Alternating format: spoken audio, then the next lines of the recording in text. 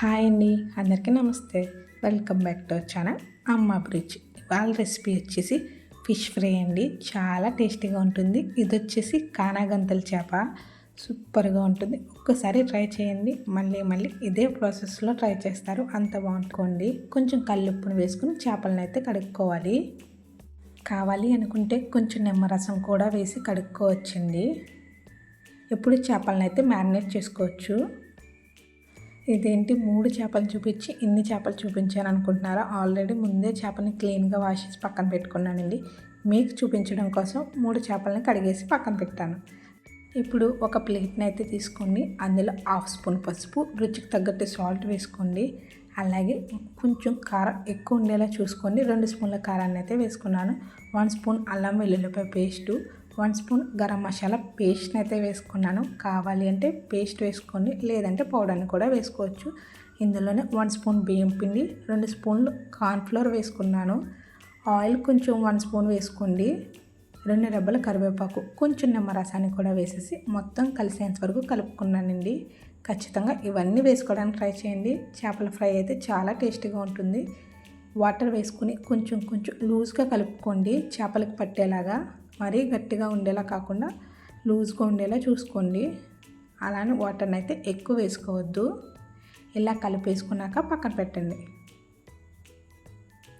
చేప ముక్కలకైతే ఘాటులు అయితే పెట్టుకోండి. దానివల్ల మసాలా అనేది లోపలికి వెళ్ళి చేప అనేది టేస్టీగా ఉంటుందండి.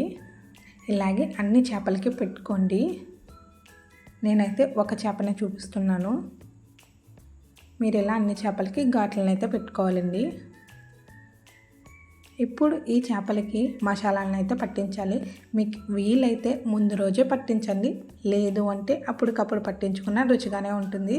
కానీ టైం ఉంటే కనుక ఒక అరగంట సేపు, లేదంటే ముందు రోజుగానే చేపలకి మసాలా పట్టించండి. దీనివల్ల మసాలా అనేది చేప ముక్కలకి బాగా పట్టి ఇంకా రుచిగా ఉంటుంది.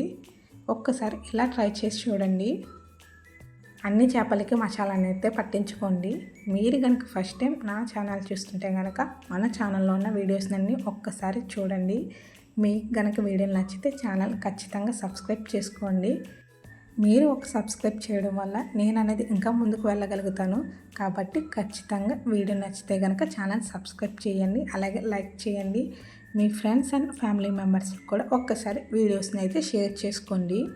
ఇలా అన్ని చేపలకి పట్టేసి కావాలి అంటే అప్పటికప్పుడు వేపుకోండి, లేదు అనుకుంటే ఏదైనా మూతున్న బాక్స్లో పెట్టి ఫ్రిడ్జ్లో అయితే పెట్టేసుకోండి.